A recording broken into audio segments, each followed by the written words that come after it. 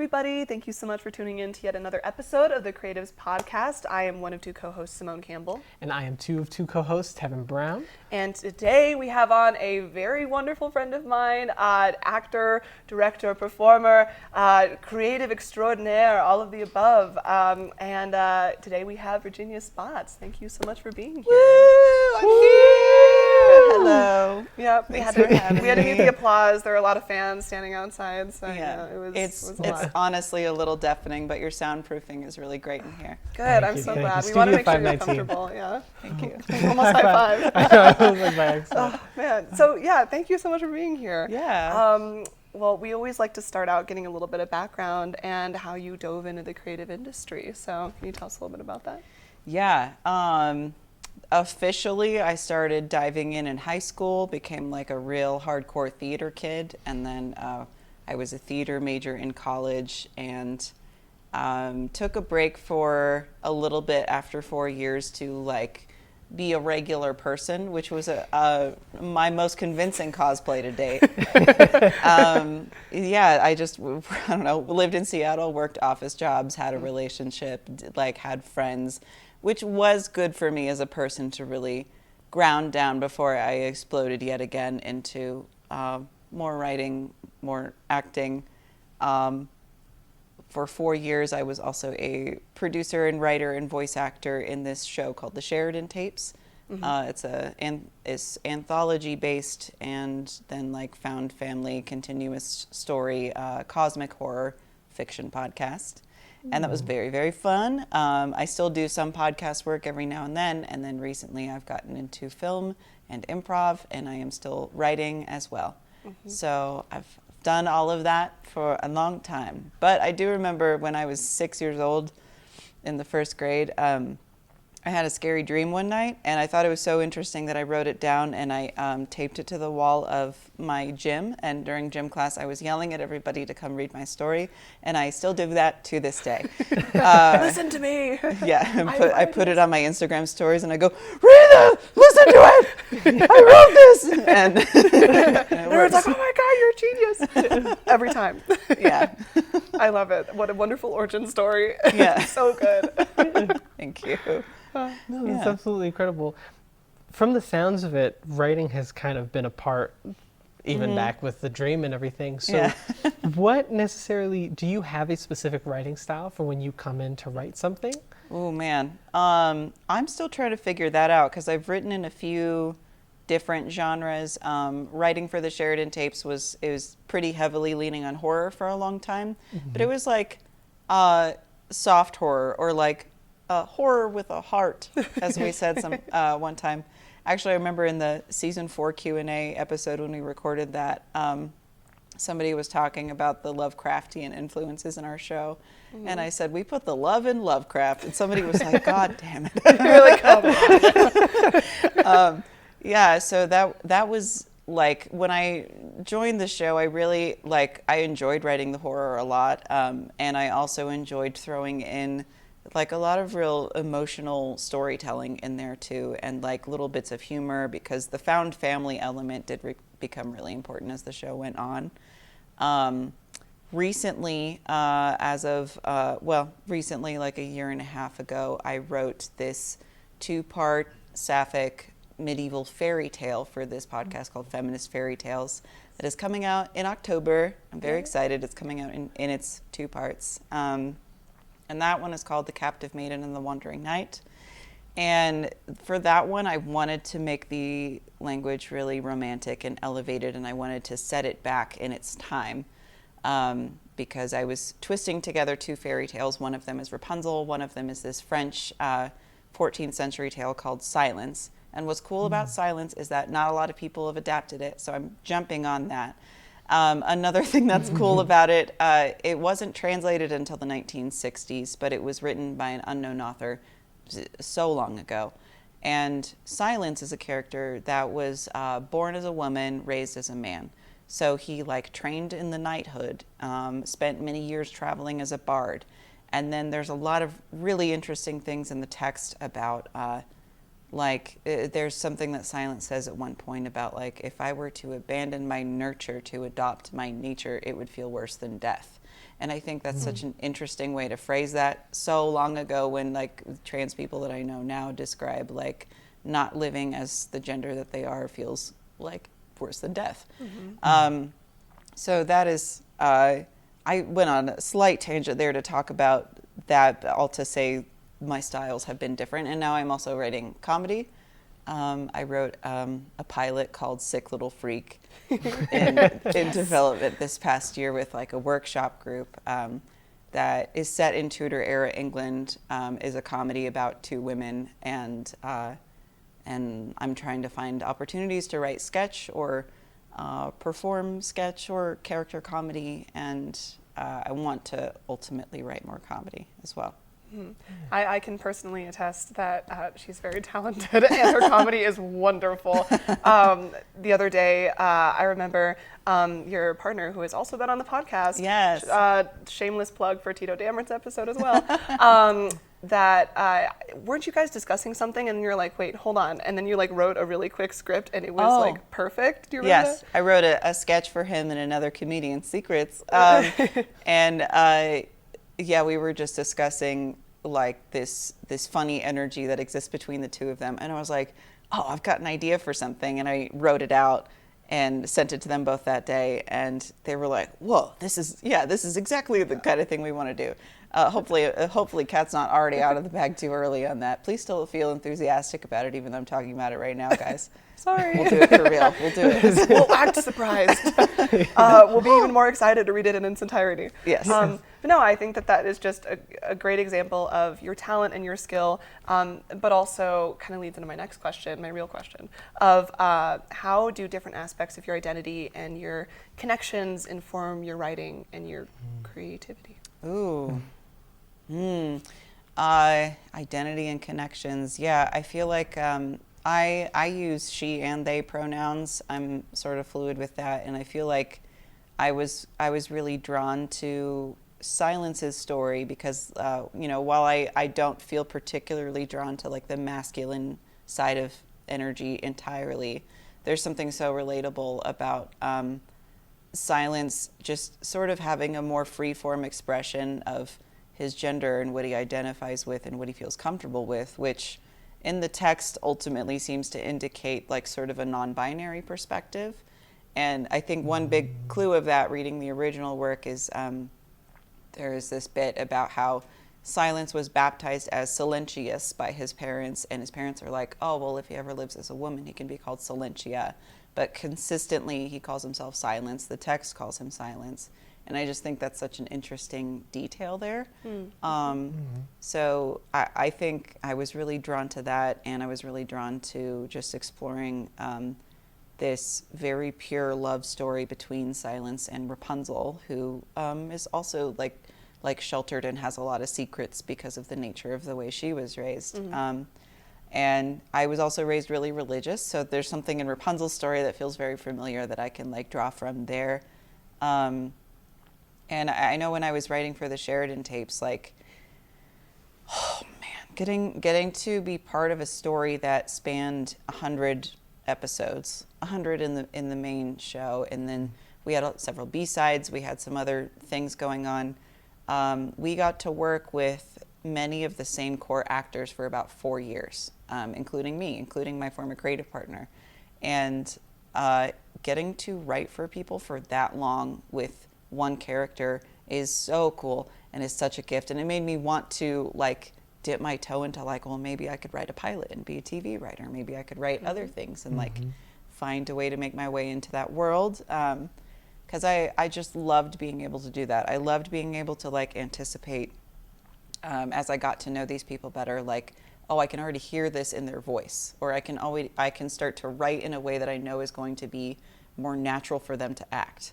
I can start to write these storylines in a way that I know they're going to emotionally connect with. It was so cool to see how knowing these people really well could lead to a richer, more fun story, and I absolutely loved that. And yeah, I think that's something that I want to keep doing now with comedy, just like as I get to know people in the improv scene or like in the stand-up scene, it's really fun to imagine like, oh my God, I think I could write something for them that would make them feel as funny as they've ever felt, and it would be like a gift to them, sort of, and a gift to everybody, because we all get to enjoy it.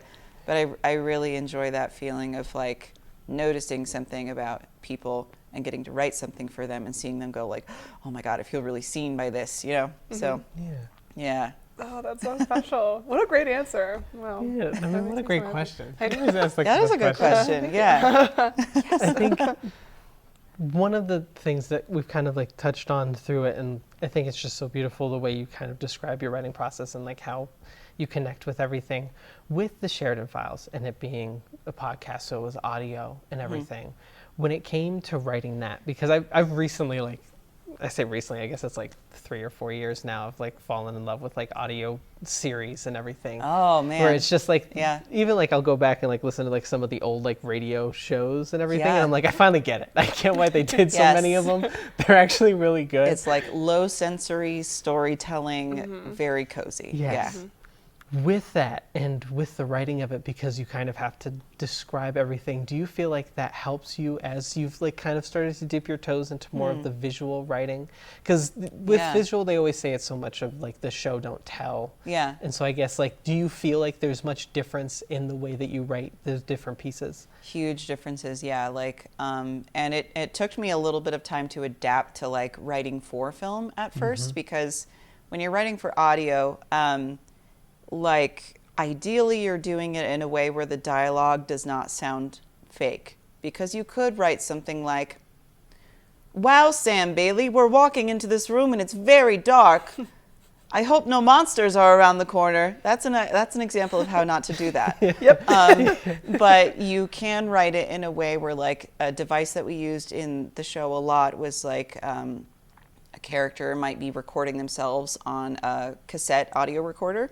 Because something that happens in the very beginning of the show is like this infamous horror writer, Anna Sheridan, is missing, and she only left behind these cassette tapes. And Sam Bailey, a detective, has to sit there in his office and like listen to all of these things for clues, and he's like really fed up by it. And then eventually some things start clicking into place, and like his own mystery opens up, and then the world sort of blows up. But a lot of characters throughout the show will use the thing of like speaking into a recorder because they're trying to keep a record of the things that are happening, because strange things keep happening. Or I think even at one point I wrote a sort of joke into the show at one point for my own character to say about how she like decided, I'll just walk around with a cassette recorder, because if there's anything weird here, I want to know now, and it's going to happen if I'm recording. It's like before I go to bed tonight, which I think is really like a funny way to explain the in-show device that we use for like why these people are being more exposition-y.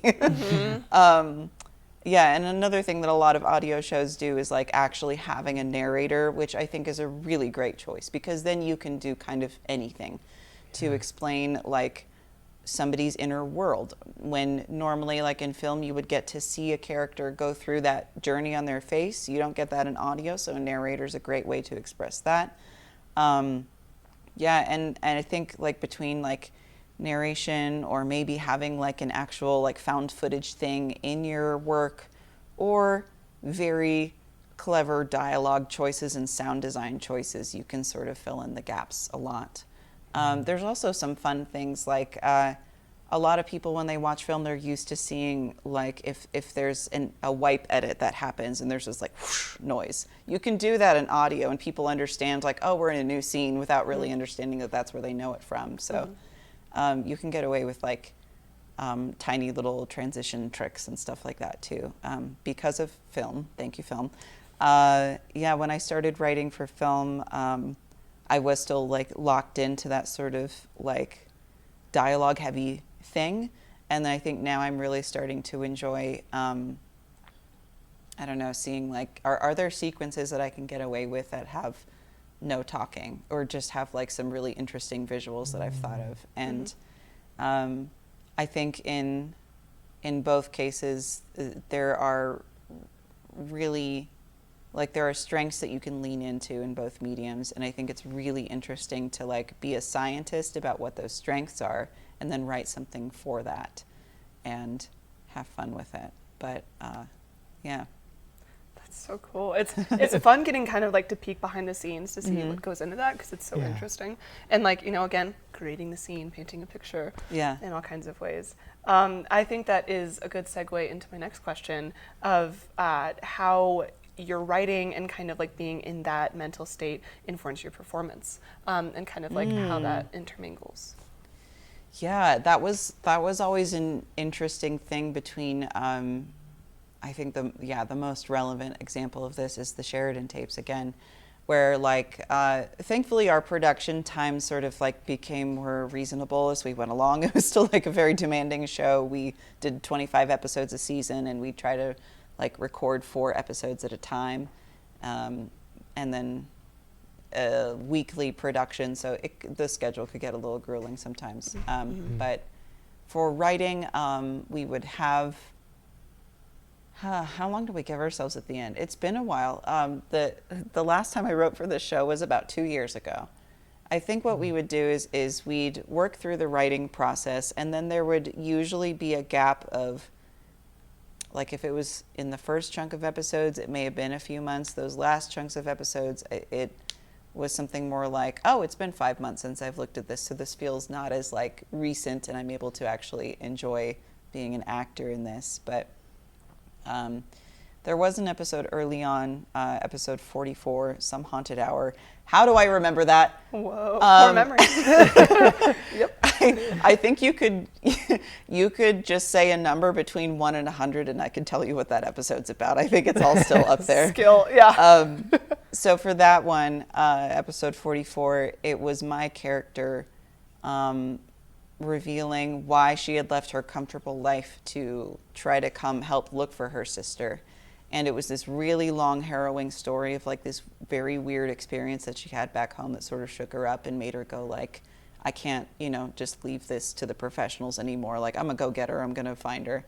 And I wrote that for myself, and I wrote it sort of infusing a lot of my own story and my own grief into it, of like, what is the sort of thing that could happen to this character to shake her up like this? And something very personal that happened to me 6 years ago is I experienced a stillbirth, and that was awful, of course. We lost our baby in his due month, and it was the most horrible thing I could ever imagine happening when it comes to pregnancy. And my grief from that was so immense, and the complications from that were very complicated. I had to undergo a couple of surgeries, and I remember that day just being like, okay, well, nothing is ever going to be as scary as this day was. So that makes me feel a lot more freed up to just go and like write what I want to write, be who I want to be.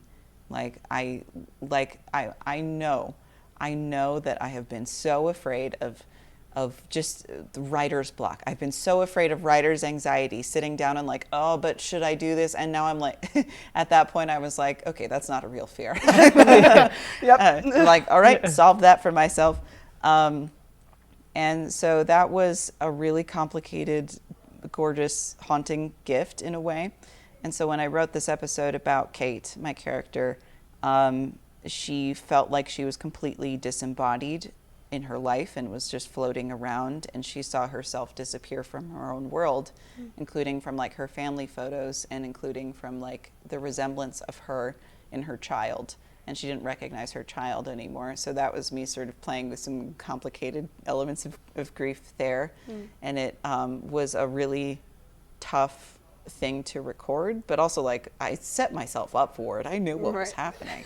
But it felt really cathartic to get to do that. And that's I think a huge gift of being a writer actor, is if you are lucky enough, you get to write things for yourself that feel like exactly the kinds of stories you want to tell, and it strengthens you on both ends, I think, to think through like, yeah, what kind of story do I get to tell with this?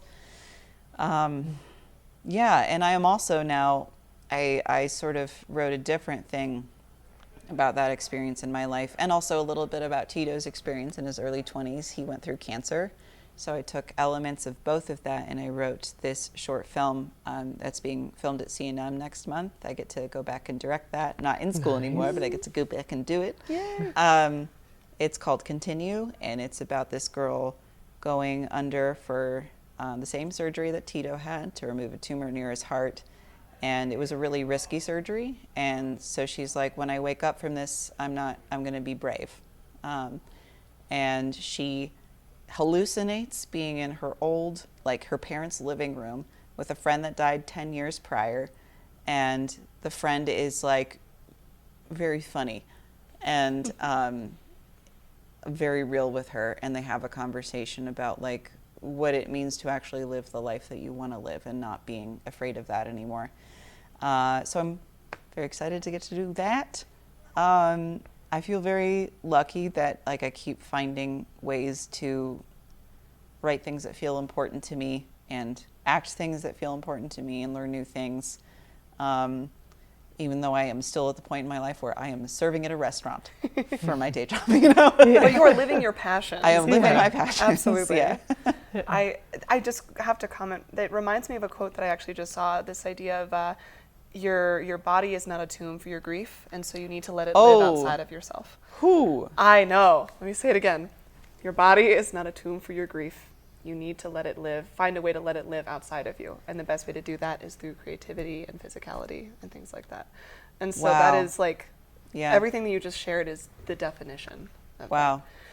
Yeah. I remember after my grief feeling like, so beautiful. like, I was like, I feel like my body is a graveyard, and I had to find a way to deal with that. And I remember writing a poem to my son, where I was like exploring that idea, and then I don't remember exactly, like the poem slaps honestly, but I would have to go get my phone and leave camera, and that moment seems too awkward to be worth it.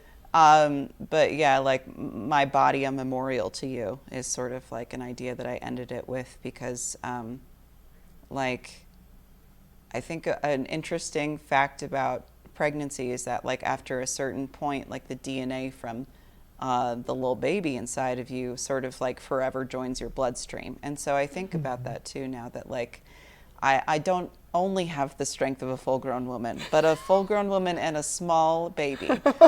And I feel that every day. It's the duality. Oh my God. Yeah. So yeah, just finding a way to live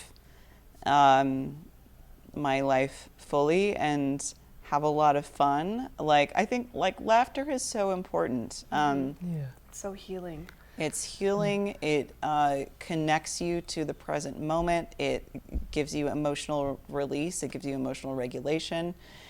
And the world is crazy right now. It's so crazy. Yeah. We must laugh or we will cry and fall apart. We must laugh or we will cry and fall apart.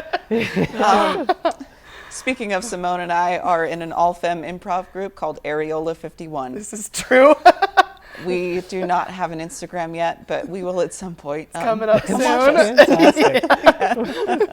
Shameless plug. Yeah. Also, sorry for suddenly screaming. No, that was great. That didn't Wake up. Startle anyone who's watching this. You better be down. Wake up! Yeah. Nightmare. Straight into this camera. Oh, man, so good. I'm sorry I'm interrupting your question. You're good. Okay.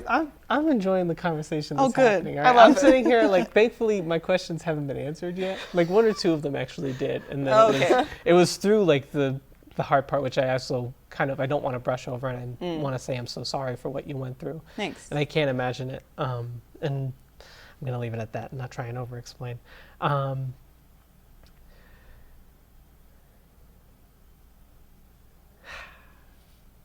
I gotta process. I know, right? No, but I'm truly sorry for that, and especially like listening to you talk about it and thinking about my own child and not even being able to fathom that pain, especially even my fiance going through it, because she always talks about like how you even said there with the DNA and like how you both are connected. And I also think it's so beautiful of how you've processed it. And I had said on an earlier episode, and now it's become one of my favorite quotes, trademark Tevin Brown, until proven otherwise, trademark Tevin Brown. But the path of an artist is either through the path of an artist with their art is either through escapism or catharsism, where they use it to either escape all of their problems or use it to face them head on. And I think it's so beautiful, everything that you've done. And thank you so much for just sharing something like that and being so open. And you're just a beautiful human being. Thank you. Thank I you. can't confirm they're incredible. What did you say? I said I can't confirm that they're incredible. I wonder. As we're starting to run out of time, I do want to ask, and it's honestly my favorite question always to ask everybody, whether it's one sentence, a bullet point, a paragraph, one piece of advice you have for any artist of any genre for pursuing their specific path. Find something that you love about the world that makes you want to stay in it and worship it. Mic drop. That's my advice. That's perfect. Wow. Okay, that's my moment. I'm like, oh. Yes, I love that. The third and final quote that we're being reminded of in this wonderful conversation. David Bowie was once asked in an interview if he engaged in any form of worship, and he said, "Life. I love life very much." I love that. And that altered my brain chemistry. Just like by living, existing loudly and living vibrantly. And that is exactly what you're doing. Yeah. So, go ahead. I was just going to say 15 years ago, I would have called this idolatry. Look at me now. Same. 5 years ago. Oh, how times have changed. I know. You are moving along quick. Yes, I am. But that is, I love it. And I'm curious, what is coming up? What projects are you working on now? Yeah. Where can people find you, find your art, find you performing, or all of the above? Yeah, so coming up, I've got that 2-part episode coming out on Feminist Fairy Tales, The Captive Maiden and the Wandering Knight. Very excited for that. Feminist Fairy Tales can be found anywhere you listen to podcasts. I also acted in a story on there from their last season called The Bell Witch, and I'm very proud of how that came out, some voice acting on that. You can check out my website, virginiaspots.com. I occasionally update it, need to do that right now, to update it on things I've been working on in the podcast sphere and other spheres. I am directing a short film called Continue that hopefully there will be some platforms to see that on when it is edited and done. And you can follow me at Virginia Spots on Instagram to see other updates for random other little things that I've got going on. Very cool. Yeah. Some of those random other things, improv related. Yeah, I would like to say that, Virginia is on one of the 2 house shows at the Box Improv Theater off of 2nd and Gold in Albuquerque called The Nightcap. Yes. And an absolute delight. It is, as your partner would say, delightful. Delightful. So you gotta get in there. Wow, I really feel Tito in this room. I know, man. Yeah, he's living vicariously through all of us. So, wonderful. You're a wonderful performer. You're so fucking hilarious, just put bluntly. Thank you. And Areola 51 on Friday. Well, when is this episode coming out is the question. Never mind. Later. It already happened. It already happened. You missed out. Check out my Instagram. I'll post about other things. Exactly. Yeah. Yep, to be continued. Thank you so much for being on the show with us today. Thank you. Thank you. All right, guys, and thank you for being on the show with us. Once again, my name is Tevin Brown. And I'm Simone Campbell, and there goes Virginia Spots. There goes Virginia Spots. And my YouTube people, please be sure to like, comment, and subscribe. Please remember you can also find the Creatives Podcast on other streaming platforms, including RM Entertainment, RME Free TV. You can catch that on Apple TV and your Apple devices, as well as Android devices, I believe. You can also catch us with Catharsis Media on Channel 96 and Studio 519, Channel 27, which thank you, Studio 519, for letting us film here. Thank you to our amazing sponsors, and thank you to you guys, and please have a great night. Bye, everybody.